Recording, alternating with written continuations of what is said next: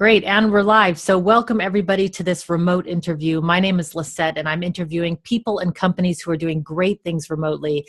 Today on the line from Barcelona today, I have Spencer Coon. Spencer, you're the COO, and co-founder of Hibox, which is a group chat task management system plus video calls integration, plus you integrate with other tools. So we're totally going to get into that. It looks like a great tool. Mm-hmm. I want to start with the first question, which is, what does your virtual office look like? What do you need to get your work done? Sure. Well, thanks for having me on, Lisette. I appreciate it. So we're a fast-growing internet startup. We've got over 15 people collaborating with us.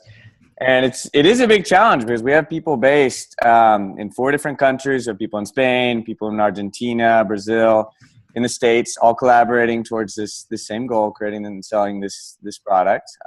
Now, we're actually very fortunate in that the product that we make ourselves is our greatest enabler of remote collaboration. So basically what Hibox is, it's a platform that combines task management with team messaging and video conferencing all in the same place. So essentially what it lets you do is manage tasks and projects with your team, no matter where they're based. It's all based in the cloud. And the difference between some other, chat-based communication products that you might have heard of, like Slack or like HipChat or using something like a Skype or Google Hangouts, is that we seamlessly integrate task management into this team messaging platform. So you don't just have this sort of noisy communication, channel that's happening, between 15 people and 4 different countries that can be kind of confusing to follow. But you actually have a way to capture productivity. You actually have a way to, record specific steps and goals that you want to accomplish with your team, and record that in a way to where you can work on things together. That's essentially what we do. I have to say, I really like that you have the task management component built into that, because I've noticed that in these systems like Slack or HipChat, you're doing a lot of talking and then you have to remember, oh yeah, now I have to go to Trello or whatever your task management tool is and then enter in some task. And it's a barrier. It's a lot of work. Exactly. Because you're in kind of the flow of conversation. Exactly. And so to be able to not really have to interrupt that stream of brainstorming, of creativity, and to be able to, jot down these trackable tasks within the project groups that you're having these interesting discussions, again, without having to go to a different, app, a different tool with a different usability, different design, teaching people how to use those, notifications that may not sync up super well with your communication tool. That's really what we're trying to avoid. And we actually have some really cool ways to link this task management to the messaging stream. One of those being using artificial intelligence to actually recognize when a message that a user sends was likely meant to be a task. So it's a nice way to help users convert, again, this discussion they're having with their team into trackable things they can follow up on. So if I were to send you just a very simple example, I were to send you a message, Lisette, can you send me the latest version of the proposal for Coca-Cola? Our algorithm will automatically recognize, hey, that's probably meant to be a trackable task that you want to make sure it gets done. And it'll suggest to you, would you like to convert this to a task? And with a simple click, that is converted to a task and stored in this project space, this collaborative space that you're working in. Awesome. It sounds really great. Why did you guys start Hibox? How did it all begin? Sure. So actually, this is our second communication and collaboration platform for companies. So we started out with a product called JoinCube, which is an enterprise social network. And with that product, so it's similar to companies like Yammer, Socialcast, those kinds of tools. And with this product, we were targeting specifically multinational companies in Latin America. We're doing super well. Got a great partnership with Telefonica. Had over $1 million in revenue. Had over 600 paying clients. And from that, experience selling this kind of private social network to companies, we kind of saw the potential to break off one specific feature of that product, which was the chat. We saw that 85% of the use that our clients were giving to JoinCube, it had, let's say, a set of 10 features. But mostly what people were using was this chat to communicate with each other in a secure, private environment created for business use. Right. And so from that, we took the same team, reused a lot of the same code, and spun off a second product, which is Hibox.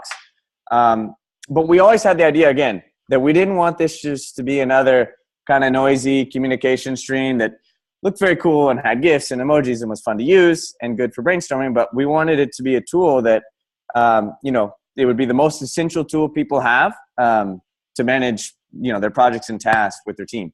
So that's why we added task management to it. And it's also why we added video conferencing, which we haven't touched on much. But I think everyone, especially if you have any experience managing a remote team, has played the, Skype, Google Hangouts, Zoom, whatever, sort of phone tag game. Where are we connecting? Can we get on Google Hangouts? I don't have the link. I'm not authorized to be on this call. Well, let's get on Skype. You add 3 people to the call. Then you try to add one more. The call drops. You have to add everyone again.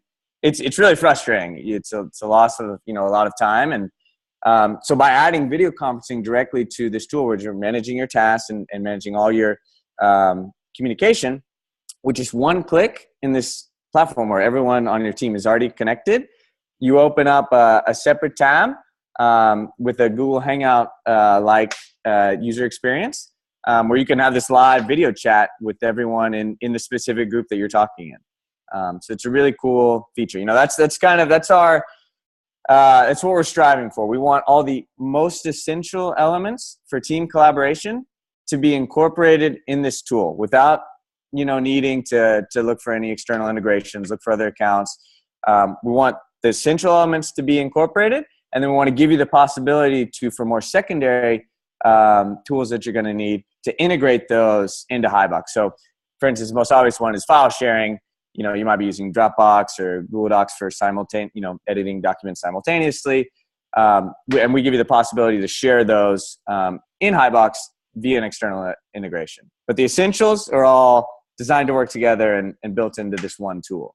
Love it. Totally love it. And let me ask you about the video. So I'm a big fan of using video. I tell people that it's essential for remote working in terms of just keeping contact and seeing. I mean, you lose so much context without it. But a lot of people don't like turning the video on. What's been your experience with video? How do you get people over the hurdle of using it? We haven't had any problems with that. It's interesting you say that. I can definitely see how that could happen. I think probably partially for us, it's kind of, at least internally, due to kind of our recruiting process. Like, we tend to recruit people who are super open and outgoing and creative. I think that's actually very important when you're sort of building a more remote style team. So if someone was going to have a problem turning on their video, I don't think they would have made it past, maybe the first round of interviews. So I think that's the one thing. And then the other thing is just making it super easy, right? So that's why, with Hibox, it's not, okay, I have to go and I have to download Skype and I have to open it and make sure I'm logged on. And then did I add you as a contact yet? Again, as seamless as you can make it, the better. And that's why with Hibox, you're chatting in a collaborative space. You click a video conference button and automatically you've opened up a group video conference with everyone in that stream. So I think it's a combo of those two things. Okay. Yeah, I love it. So you're recruiting for people who are comfortable online, clearly, and using video as part of being comfortable online. I think so. Yeah, we definitely think so on our team. Yeah, so I want to ask. I have a ton of questions, but because you just started talking about hiring, I want to ask about your hiring process and the kinds of, where do you look for people, and then what does your hiring process look like? Sure. Make them use video, obviously. Absolutely. Yeah. No, I mean, first interview is generally, either Skype or Google Hangouts, but definitely want that kind of face-to-face, getting to know each other. Yeah. Just kind of some tips for our hiring process, what's worked well for us. The two biggest sources of finding talent for us have been AngelList and Jobatical. AngelList, I'm sure everyone's heard of. Jobatical is something that's a bit newer. We actually signed up on their beta program 6 months ago. So they were, just starting out. Sabbatical, essentially what it is it helps you find people who are wanting to take a 1 to 2 year break from whatever city they're in and travel somewhere else. So either do it and work remotely or travel to, one of your office locations and work from there. Oh. And very focused on tech startups.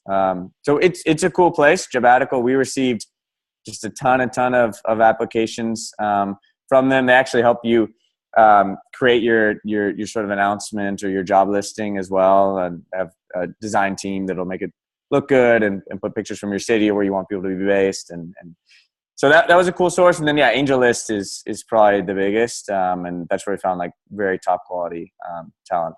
So in terms of finding people, it's just posting these, job opportunities as they come up, filtering through people we think seem interesting. We'll have an initial Skype call. And then one thing that we've tried before that did not work well is a 100, at least for us, is 100% sort of remote work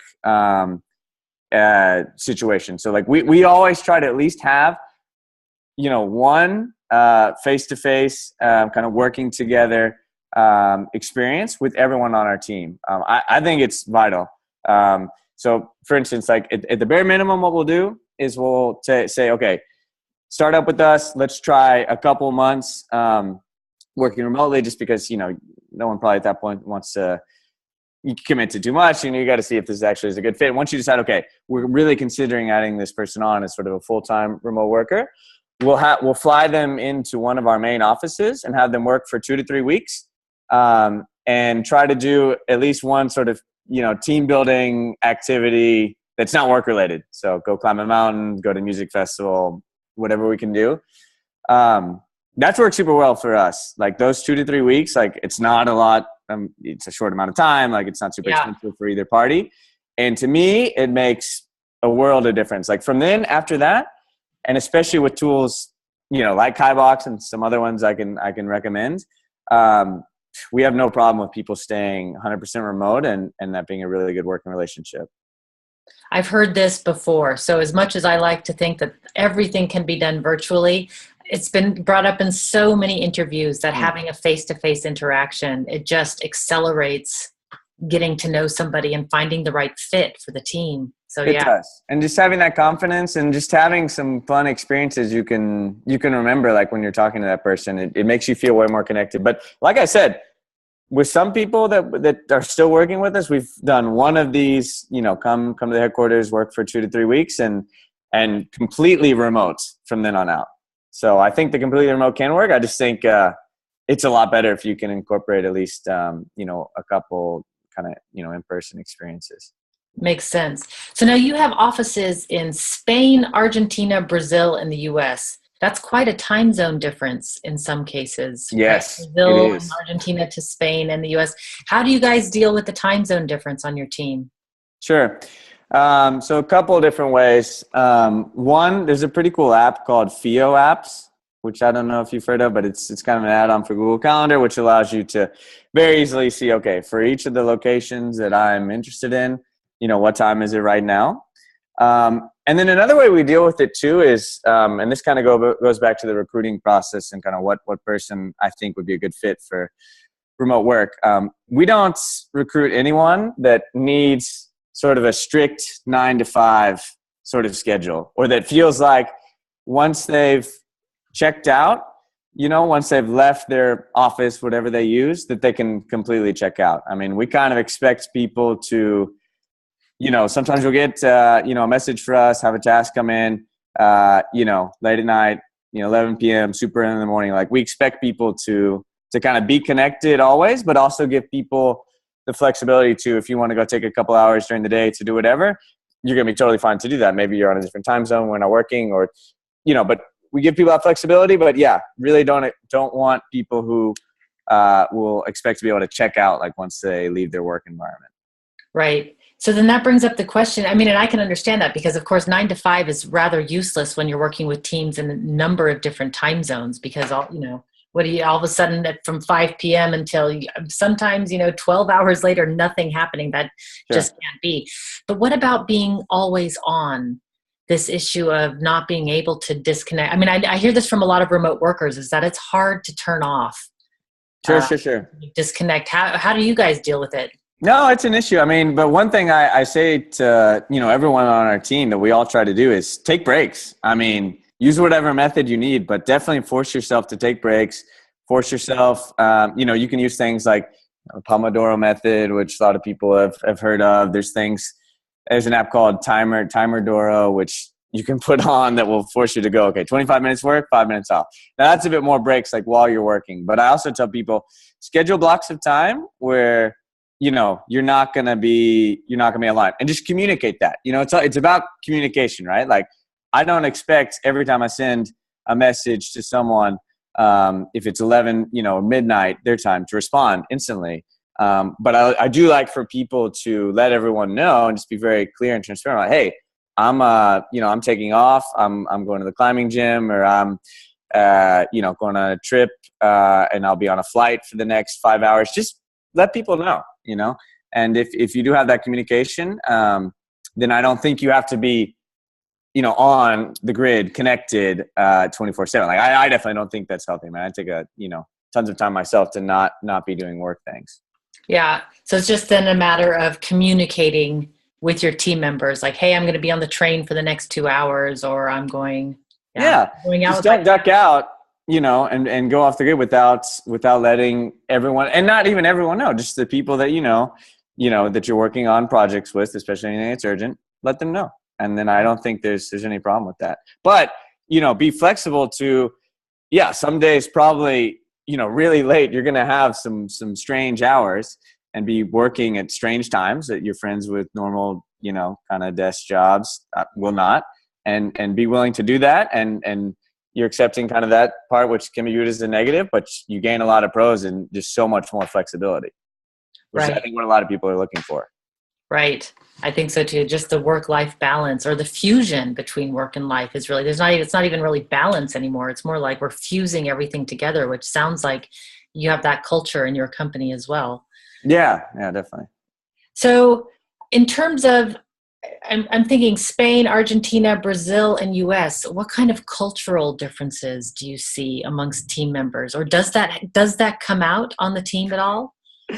What's funny is we were having a discussion about this just the other day, and I just think the world is globalizing so much to where I don't notice, like, besides the obvious things like language, or like, I don't know what cartoons you grew up watching, like in terms of what we're passionate about, the music we listen to, the shows we listen to, what we like to do in our free time. Like, I don't notice like too much of a difference between places. And that's been something that's really interesting for me to kind of live and be a part of, and see both with our team and with living abroad. It's just, how connected and globalized, we're really becoming. Yeah, indeed. And it also seems like there's a professional culture on teams that supersedes any particular country culture that comes up. And actually, one thing that somebody brought up to me in an interview is, she said people always tend to think of culture as based on country, but actually it's based on so many other things too. Like, are you a dog versus a cat person, for example? Yep. That's a type of culture also. So sure. Bouldering versus climbing, also a different kind of culture in its own way, that people like that don't know the climbing world may be like, I know it's all the same to me. And you're like, no way, man, it's totally different. Very different. So what are some of the things that your team struggles with the most? Like, what are the challenges that you face? Because it can't all be rosy. Sure. I mean, if I were going to say challenges, I mean, there's times when if you're working on something, especially with a tight deadline, there's times where you might think, okay, it'd be a little easier to have this person right next to me. So instead of, sending a chat message to, having to type out every single little comment I have on what we're working on, we can just kind of do it together face to face. But I don't know. I mean, I think at the end of the day, the benefits you get from having this remote team and having the access to talent and having people kind of working around the clock, and the diversity, you can add just right at the bat, I think it way outweighs, kind of any of those cons that you can feel at times like you'd almost rather people be in the same place. What about people that don't work out on the team, like people that you've hired and then they just don't cut it? What is it that why don't they cut it? Sure. I think there can be obviously a variety of reasons, but I think the most important thing when you're a remote worker is just to be dependable. And so I view that as you're clearly communicating, as we discussed before. Like I want you to constantly be letting me know what you're working on, when you're going to be off, how we're doing on our different projects. So clear communication and just, someone that's dependable. I mean, you don't necessarily have to produce the most mind-blowing results ever, but, someone where if I tell you to do something, you prove to me over and over again that it will get done. It doesn't have to be the best thing ever, but like, I need it to be done, and know that if I tell you something, it's gonna get done, because again, it's even more important when you're not seeing each other. So I think people that haven't communicated clearly and people that just haven't, shown themselves to be dependable, like those are the two main things for me. Right. It's surprising, I think, how much it's not surprising how much it matters, but I'm always surprised by how few people can do it. So Sure. Because I think when we move from co-located to remote, right, we go from time-based to being results-based. Mm-hmm. And that results-based really stresses some people out because they're used to sitting in their chair, like they're used to time-based, which is really a different mindset. Yep. So I can imagine the dependability really comes up. Yeah. No, absolutely. In that area. So let's talk about tools. Sure. That you guys use to communicate. Obviously Hibox, and it's the main one.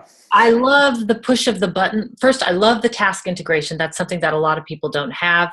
Yep. And I love the push of a button to just have a video call, because I can imagine you find yourself typing something out and it's starting to get long and you think, I just want to talk to them. So punch, you talk to them. Yep, exactly. Mm-hmm. Are there other tools that you guys are depending on? Yeah, I can recommend several. So a big one is Intercom. I don't know if you've heard of that, but it's in my opinion, we've tried a lot. It's by far the best way to communicate with your customers. And it's probably a bit biased for people that have internet businesses. I mean, it certainly is. It's something you can integrate either on your commercial website or actually inside of your app. So like we have, this Intercom chat system to communicate with customers, not only on our website. So if you're browsing our plans and prices on hibox.co, you can ask a question about, hey, are there discounts if I have over 100 users, or what does advanced task management include? But we also have it actually in the app. So like as you're inside of the tool, if you have a question come up at any time, you can click on this app and on this chat app and sort of talk directly to someone on our team. And why it's particularly cool for remote teams is that it allows, it's got a really smart ticketing system. So it allows, you can have, team of 10 support people based wherever. And this, whenever a customer engages you, it's really easy for whoever's available to, take that person and say, okay, I'm going to respond to this client. Everyone can see what they're saying. People can actually go in there and give them suggestions if they ask a question that maybe they've already responded to or something like that. And it also has a really cool way of two things. One, recording like automatic responses. So for the most commonly asked questions, like, do you have a free plan? Or how much storage does this include? Or why is Hibox better than Slack, for example? You can have, a really nicely crafted answer that makes it super easy to respond to. So if it's late at night, and you're remote, but you can easily just get on with your phone, go on the app, and click a saved response and send it. It takes you 2 seconds, and so it's really, really great for that. And then it also lets you send automated messages, which is good too. So if you're trying to have like you have a remote team and maybe you're selling your product in markets where you don't have a ton of people able to respond, you can actually send auto messages and program them given certain conditions to respond to clients' needs. So that's a big tool for us, for sure. Yeah, it's a great one. Agreed. And then another, I mean, this one, I think most people know about it, but I mean, Google Docs, I just think is the best, by far, the best way to manage documents with your team if you're remote, just because it gives you that same sort of feel of like if we were in person and we have a piece of paper here or a chalkboard and we're both drawing on it at the same time, you know, trying to come up with a new idea or something like that. Google Docs gives you that same feel, you know, allows you two people, two plus, you know, as many as you want to be editing the same document at the same time, which is really cool because that same kind of like real-time collaborative feel. And you don't have to worry about, you know, is this the latest version? Like, you know, it's super easy to like also go in and audit. I love this part too. Like, see, okay, this has changed. Like, what changes were made? Who made them? Like, it gives you that possibility as well, which is important if you can't see the person that's actually doing these things. So we use that a lot.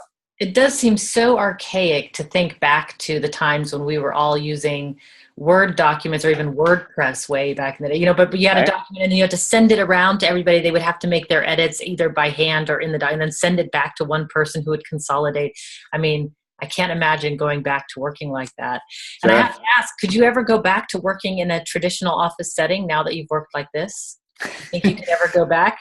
I mean, for the right opportunity, I don't think I'll ever, you know, never say never, but it's unlikely. Just because, I'm a person, I really appreciate the freedom this afforded me. Like I love living in Barcelona. And I think if we weren't able to manage a remote team, because we, you know, Spain's a good market for us, but like we've got bigger ambitions. We want to sell in the States. We want to sell across all of Europe. We want to sell in Latin America.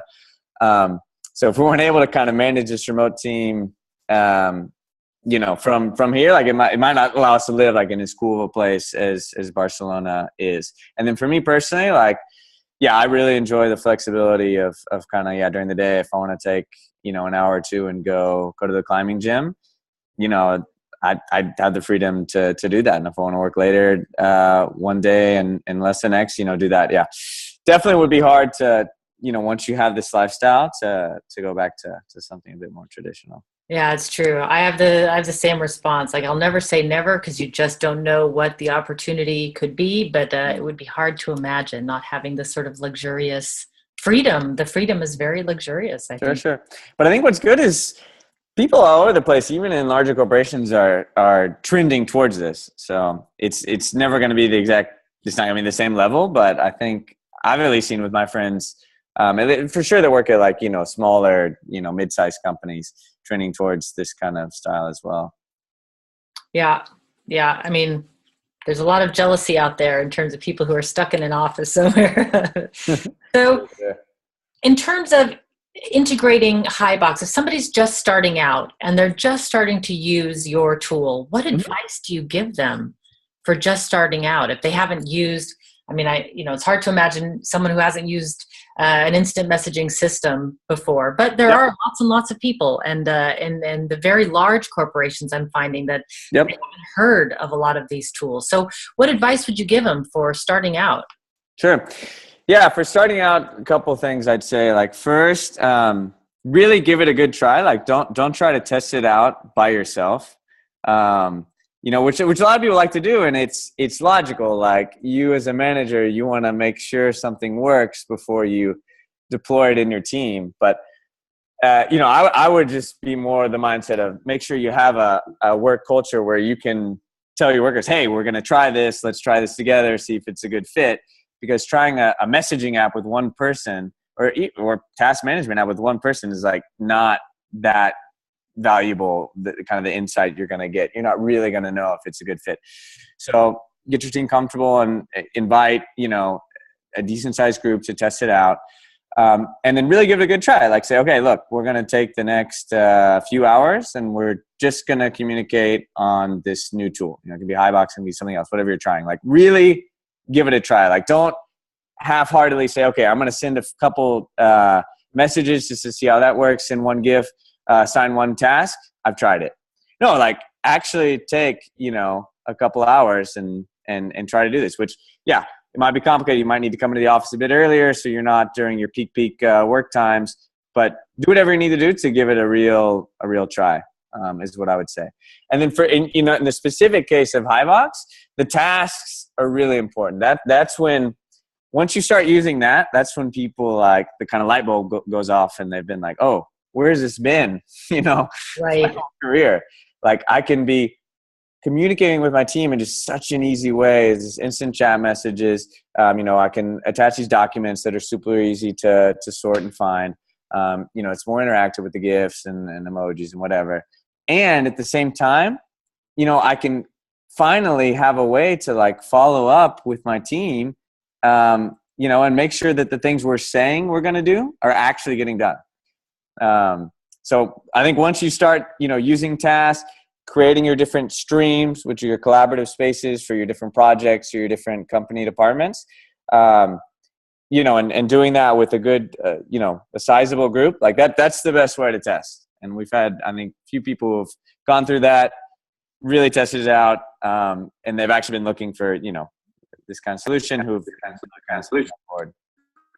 Yeah, I love it. So now, one of the biggest things that I get when I give workshops in large corporations is they talk about security. Yep. And especially, for instance, banks. I don't know what it is, but banks are taking my workshop like nobody else. So there's something in the banking industry that's happening, and it's great. I'm glad to see it. But when I introduce tools to them, they're always talking about security. Oh, security this, we can't use this tool. How do you respond to that? You must get this from people. Sure, absolutely. So our dev team used to work building like online banking sites, personal banking sites for the largest financial institutions in Latin America. So our team is very comfortable with creating databases and tools that comply with very strict security standards. So like everything we do, for instance, complies with Sarbanes-Oxley. That's something that's important, something, a big selling piece you can tell to people. And we also actually have a lot of ways we can limit access. So like, one thing that's big that we do with a bunch of our clients is say, okay, what you can do is limit this to where employees, for instance, can only connect to this platform if they're connected to your IP addresses. So you can have a list of IP addresses and say, okay, look, I only want people to be able to connect if they're on my company Wi-Fi, at the office. Which, it's not something we would recommend, but if for whatever, reason, regulations, you need to do that, we allow companies to do that. So we work with people using solutions like that, limiting what users can see or do, having a really clear audit log, never erasing any message you send, on Hibox, things like that to make people feel a bit more comfortable with using this kind of platform. Yeah, I can imagine that I keep thinking there must be solutions out there. The people building all of these tools also recognize that security is an issue. I mean, everybody wants their data to be secure. Yep. So my advice always to teams in these companies is push back on your IT departments, like make them look into these tools. Like they're being if I may be so bold as to say, I think they're being a little lazy sometimes in terms of what they want to integrate into a bigger corporation. So sure. I'm telling people to push back. So now that I know these things about your tool, I feel extra comfortable in saying, no, push back, take a look. So we're running out of time, which is crazy. I'm already over, like I said I would be. But I want to ask, I guess, one final question. Okay. Very easy one, which is if people want to learn more, what's the best way to get in contact with you? Obviously, the website, hibox.com. Hibox.co, actually. .co. Oh, the good thing that I checked. Okay. Just search for Hibox and we'll come up. Hibox task messaging, task management, Hibox messaging. But yeah, it's hibox.co without the M. And then, other good ways. There's a lot. I mean, you can reach out to us on social media. We have super active accounts on Twitter, Facebook, and LinkedIn. People can actually reach out to me directly. I have no problem with that. It's Spencer@hibox.co. It's either by mail or you can look for my Twitter handle, which is Spencer W. Coon. There's phone numbers on the website. I mean, it's very easy to get in touch with us. Like you can even go onto our website, use Intercom, like I said, open that chat up, have a conversation with one of our team members there live. Yeah, it does pop up immediately on the website saying, "Hi, I'm Laura. Can I help you?" And I think, like "Hey, I've seen Laura on Twitter." So yeah, exactly. We like to talk to people. Make sure we're providing something that people are enjoying using. So we're big into feedback, and yeah, happy to talk to anyone. So definitely feel free to reach out. So no excuses, people. It's too easy to do it. Well, thanks so much for taking the time today. I hope that you get a lot of people coming through this interview to you. Yeah, no, thanks for having us. Yeah, and taking the time, and yeah, certainly we'd love to chat with people. Looking forward to it. Great. All right, everybody. Thanks so much for listening. Until next time, be powerful.